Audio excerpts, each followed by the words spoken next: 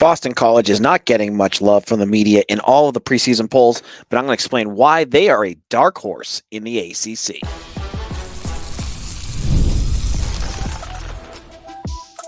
You are Locked On Boston College, your daily podcast on the Boston College Eagles, part of the Locked On Podcast Network, your team every day. Hello, everyone, and welcome. This is Locked On Boston College. I'm your host, AJ Black. Today's episode is brought to you by FanDuel. Make every moment more as playoffs wind down. The sports stop sporting like we want them to, but this summer, FanDuel is hooking up all customers with a booster bonus daily. That's right. There's something for everyone every day, all summer long. Visit FanDuel.com to get yourself started. All right, big show today as we're going to get into more ACC talk. The preseason polls have not come out yet, but I know what to expect. And I'm going to explain why the media has got it wrong about BC, and I'll explain why. And also, the BC basketball team has basically their complete out-of-conference schedule in place. We'll explain who they're playing and what my thoughts are about the teams and how that sets up for some nice wins for Earl Grant with a new squad. So let's kick this off.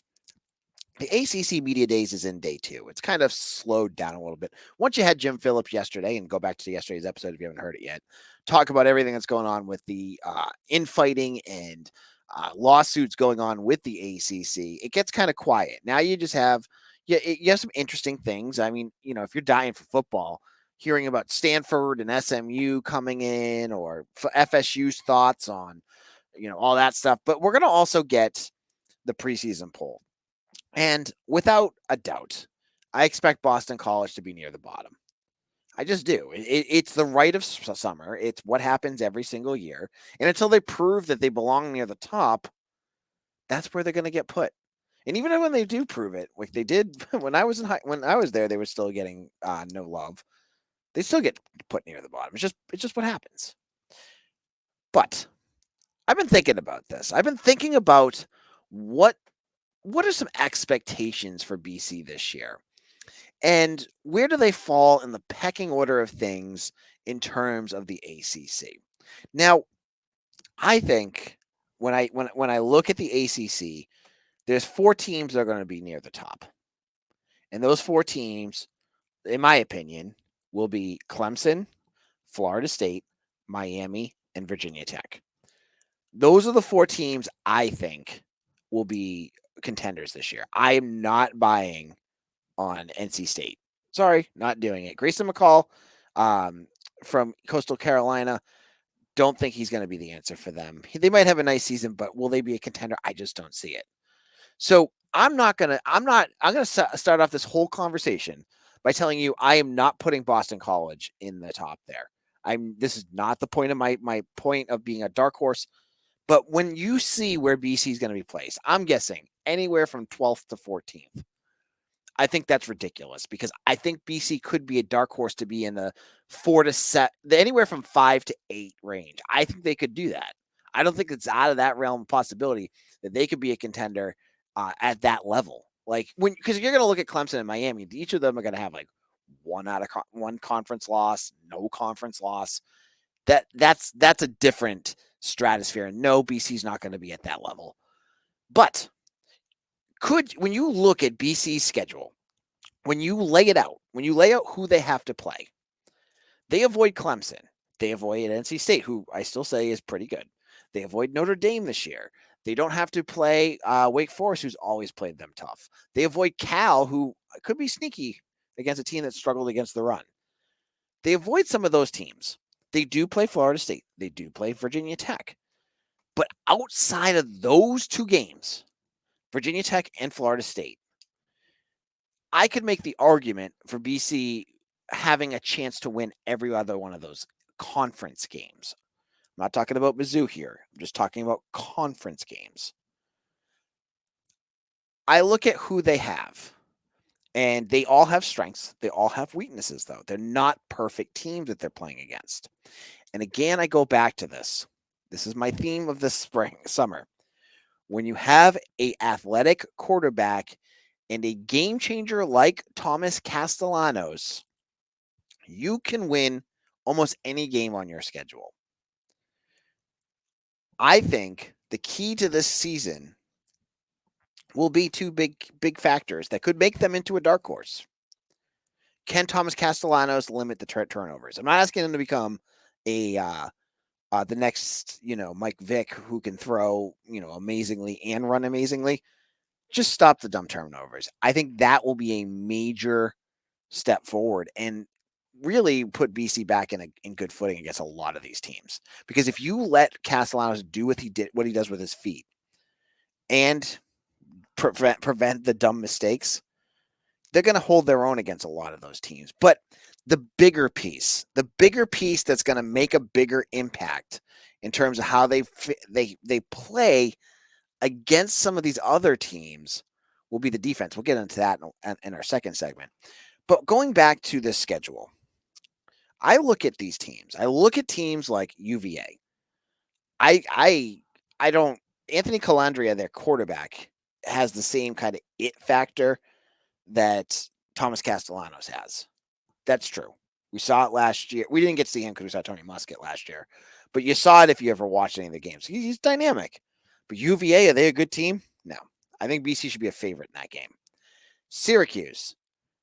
There's two ways of thinking about Kyle McCord, their quarterback. And I've said it a bunch of times. I'll keep saying it because Syracuse fans love to keep blowing up my comment section.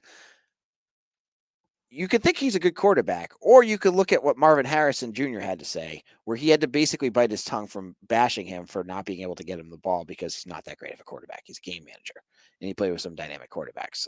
Dynamic wide receivers. In addition, I'm going to keep saying this.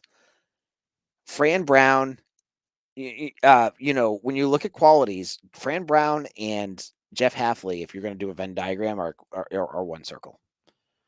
And we all saw what happened there. It's his first year. He's going to run into issues. I'm not buying on Syracuse against BC at all. I look at a team like Louisville. That's going to be tough. That'll be a tough game. They always play BC tough. And they're a team on the up and ups. But I go back to what happened to, back in the days of Lamar Jackson. It was the year before, I think, that BC lost, 70-0 or something like that. It was crazy. It was Alumni Stadium. It was the year Lamar won the Heisman. And the next year, BC plays, and I know this was under Adazio. They play on the road. What happens? BC beats them. I'm not saying that is going to happen again, but you never know. That's the thing. I look at all these teams, and I say to myself, are they really that much higher than where Boston College is? And I say to myself, no, they're not. Florida State maybe, but we almost beat Boston. Florida State almost lost to BC last year. UNC may have more talent at times, but they usually kind of wilt. Pittsburgh's garbage, and they still beat you last year, but they're not a good team, and they're not going to be a good team this year either. So I look at this, and I say to myself, Boston College could absolutely be a dark horse to rip off some big wins. Again, will they be the top of the conference? No, I don't think they'll be the top of the conference. Will they make the conference championship? No, they're not going to make the top conference championship. But could they be in that upper quarter? Yes. Could they be right around that 5 or 6 range? Yes. It could happen. There's enough talent there on that, especially on that offensive side of the ball, that I think you put them up against some of these other teams. And SMU, for instance, they're going to be talented. You beat them last year. So anything could happen. And what you have now is good coaching to complement all of that so that you don't WTF yourself into losses like you did with Halfley. In our second segment, there's a bigger factor that's going to have to play a major role if BC is going to be a dark horse. I'll explain what that is and why it's going to be absolutely crucial in our second segment.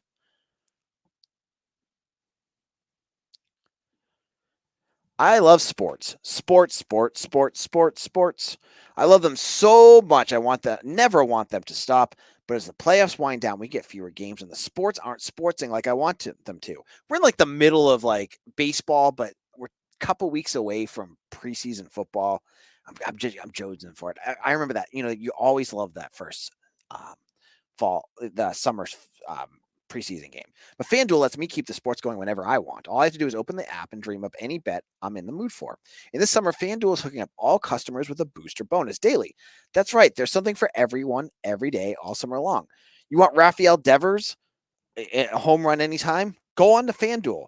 You want the Red Sox to win? Go on FanDuel. Head over to FanDuel.com right now and start making the most out of your summer with FanDuel, the official sports betting partner of Major League Baseball. Are you guys all still listening to ESPN and Fox Sports? Aren't you tired of all that screaming? Make the switch to Locked On Sports today, a free 24/7 sports streaming channel program for you every day to bring you the biggest sports stories without all the screaming. Locked On Sports today brings you the can't-miss analysis, opinions, and news. Streaming 24/7 on YouTube or the free Amazon Fire TV Channels app, part of Locked On Podcast Network. Your team every day. This is Locked On BC. I'm your host, AJ Black, and we're back here talking about BC potentially being a dark horse this year. And maybe I'm using that term wrong. Maybe a dark horse is to win the entire conference. I'm using dark horse as a indicator of someone who's going to make a splash in the ACC. And I don't think BC's getting enough credit for that. As part of 247, I get included in a lot of the national articles, and especially with the ACC going on right now, it's like BC's like an afterthought. People are talking about Fran Brown and Jeff Brom and obviously Florida State and Syracuse and Miami, but you read like the 10 takeaways about the ACC and they're not even mentioned. And I think that is a great thing for BC because they can play with a chip on their shoulder and act like they've been disrespected because they absolutely have been. And B, they're going to be completely an under the radar team that no one's going to really take as a real threat when they actually could be. I think that's a real big case to be made that they could. Now, in the first segment, I looked at the teams that they're playing against and said, look, there's a lot of teams there I think BC could have a chance to beat. I said Florida State and Virginia Tech, to me, will be the hardest two, followed by probably Louisville in terms of conference games. But every other one, I think BC could have a chance. And with Thomas Castellanos, anything's possible, but you can have Thomas Castellanos playing really well, and you can still lose, especially if your defense is as bad as it was last year. I go back to many of the games that they played last year, especially Louisville. Louisville's the one that sticks out in my brain. But BC's defense was bad in that game. Really, really bad. And Castellanos played pretty well through most of that game, and they still lost because defense couldn't stop a lick. So that is going to be such a factor this year. Is can the defense take a big step? They can't take a small step. They need to take a big step forward. Now, I don't expect them to be one of the best in the ACC. They don't need to be. They just need to be solid. They need to, make stops every now and then, make turnovers, make a sack. I mean, sacks were such an issue with this team in 2023 that if they start to do that on more of a regular basis, that's going to be a huge boost for them. If you talk to statisticians, I talk to Mitch about this all the time. The value of a sack on the odds of a drive being successful is almost as impactful as a turnover. Like, it's that big. If you can make a sack, you basically can kill a drive every time it happens. And it just didn't happen last year. So every time that opponents were moving the ball, there were never those times where the ball moved backwards. It was always just moving forward, explosive, moving forward.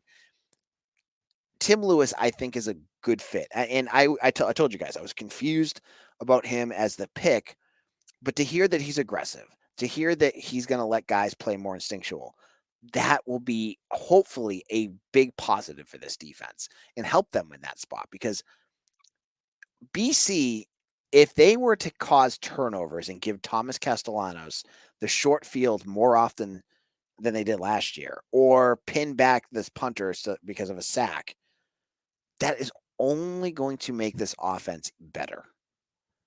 The offense was good last year, but when they have, a short field to work with, they'll be even more dangerous. And that, again, will help lead to more wins. So the defense has to play better. You can't have if BC's defense plays like they did against Louisville, against Virginia Tech, against Miami, they are going. This talk of dark horse will not happen. We'll be looking at potentially, either 5 or 7 or 6-6. But if the defense, if you get guys out there, and I think if you go on a 247 Eagle Insider, Mitch has some great recaps. There's a bunch of new names out there that I'm really excited to see this summer, excuse me. Guys like Bam Crouch or Davion Crouch, they call him Bam. KP Price. I think those two guys particularly are going to be really good. Wait to see what happens with Bryce Steele. Getting him back is an enormous get if he's 100%. And he was dealing with a cancer diagnosis, which obviously I hope everything's okay with him. But he was at practice, so maybe he will be back. And then all of that talent hopefully will trickle down to someone like Donovan Azaraku, who saw such a drastic decrease in sacks after last year. He went down from 8.5 to 2. So he needs to have a bigger year, but talent around him will only make him even better. So I look at all this defense and I say to myself, if they can limit the amount of points that they're giving up, so they're not giving up 40 spots or the inability to get off the field, that could make this team even more dangerous and make them more well-rounded too. And when you get a defense that you respect, that can lead to better outcomes because you can make stops, you can make turnovers, you can do things you just haven't been doing. And so I look at this defense and they're going to be the key to me, more so than Thomas Castellanos' arm. That defense is going to be the key of whether BC deserves to be near the bottom of the conference or if they could actually be a team that's going to be a disruptor, a team that's a dark horse, a team that's going to be chaos for this conference. I had said, I was on another podcast. I forget which one I was on. I've been on so many. Humble brag, right?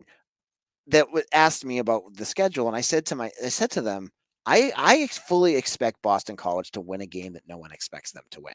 Whether that's Florida State, whether that's UNC, Virginia Tech, something like that. It's going to be a game, maybe Mizzou. I expect them to win a game that they aren't expected to win. And again, it's going to go onto this defense. If there's enough talent there, if Hafley, we're going to talk about Hafley here, did enough to bring in some transfers to really improve them, and Tim Lewis has adjusted some of the talent that he has, we could be looking at a team that is battling some really tough teams and winning. I think it could happen, and that's why I say they could be a dark horse this year. Now, in our final segment, let's switch this over to basketball as we now know what their BC's out of conference schedule looks like. I'm going to explain why I think it's a good setup for BC for this upcoming season.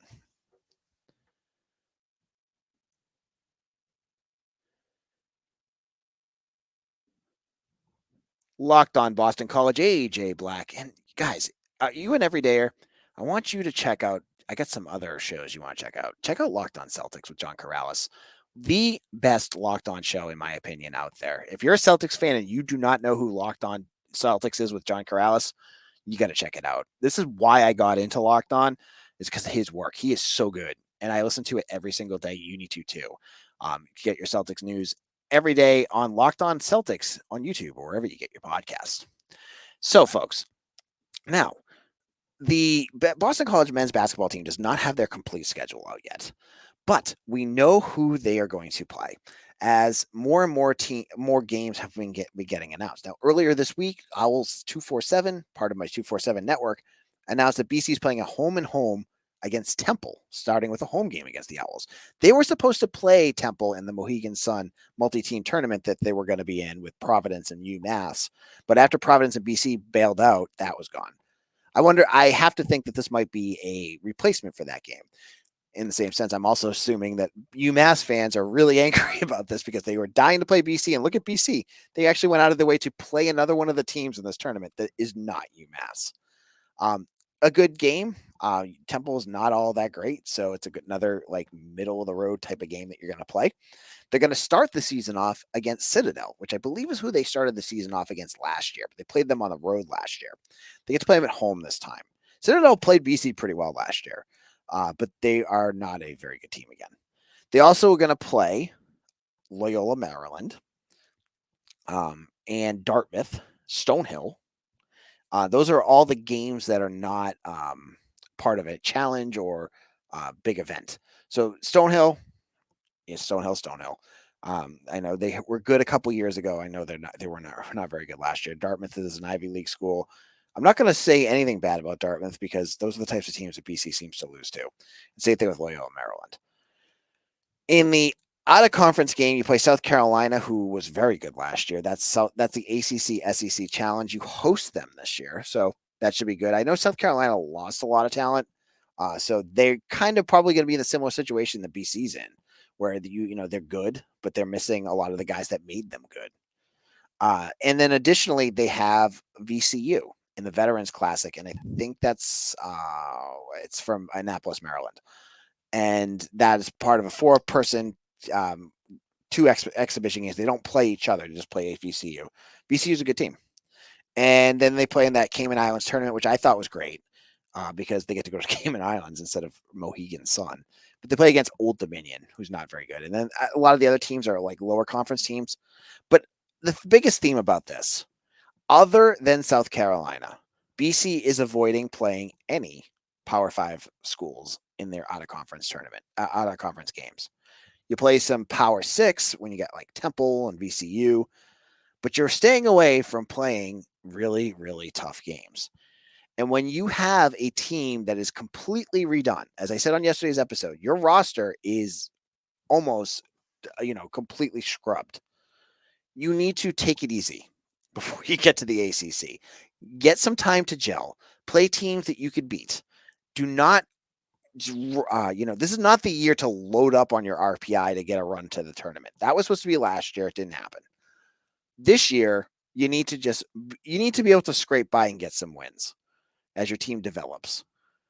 And I think this out of conference schedule, while they're not the most exciting teams you're playing against, does exactly that. And that is going to be important when you get to the ACC part of your schedule, when you have to play that buzzsaw of games that include, Duke, NC State, and UNC, all the good teams that you have to play against. And it's going to be a tough year for them. You want to be able to get some rhythm going, get to know your rotation, be able to do the smaller things against teams that you can beat.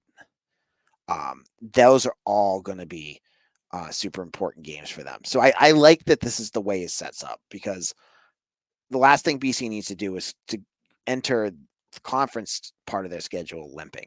And I think if they went in and were like, let's schedule UConn and Providence, that would be bad. You don't want that this year. There's too many question marks, and you got to be able to get some momentum going. Oh, and there was one other game I totally forgot to mention. They end their out of conference schedule against Farley Dickinson on December 28th. So that's their schedule. And there's some local teams. You're playing Dartmouth and Stonehill, and some teams in the area, in the up at the East Coast with, Farley Dickinson and Loyola, Maryland. Clearly they want to get their faces down there because I think that's where they like to recruit to. So that's where it's at. Tomorrow's show, BC hits the stage. I'm going to wait to record until after the 4 Donovan Azaraku, Thomas Castellanos, Drew Kendall, and Bill O'Brien talk to talk about what comes out of it. Are there any huge talking points or anything that comes up that should be discussed here on Locked On BC? Because I'm sure there will be. And I'm sure we'll be here to cover it all. We're the only Boston College daily podcast out there. I'm the only man sick enough to do this 5 days a week. And I'm glad you all are out there checking this out. And if you're an everydayer, I love each and every one of you. If you're just checking us for the first time, hit that like and subscribe button. And I hope to see you again for another episode of Locked On Boston College, your team every day.